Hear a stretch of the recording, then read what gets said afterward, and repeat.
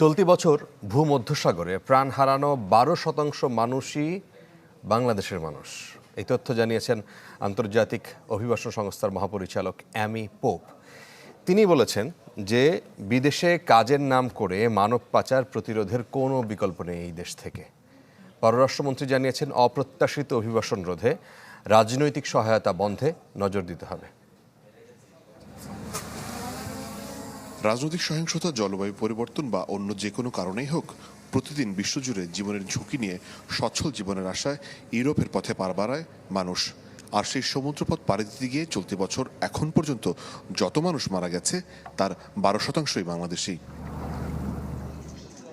প্রথমবারের মতো অভিবাসন প্রতিবেদন 2024 প্রকাশনের অনুষ্ঠানে এসব তথ্য জানান সংস্থাটির মহাপরিচালক এমি পপ। জানান, পৃথিবীতে 28 কোটির বেশি মানুষ নিজ দেশ ছেড়েছে কাজের সন্ধানে। অভিবাসনের সঙ্গে জড়িত অধিকাংশ বিষয়ের নমুনা পাওয়া যায় বাংলাদেশে। ভূমধ্যসাগর পাড়ি দিতে গিয়ে মৃত্যুবরণ করা মানুষের 12%ই বাংলাদেশের।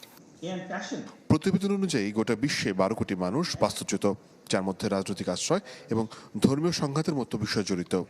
এমন পরিস্থিতিতে রোহিঙ্গা সংকট নিয়ে সবার দৃষ্টি আকর্ষণ করেন পররাষ্ট্রমন্ত্রী।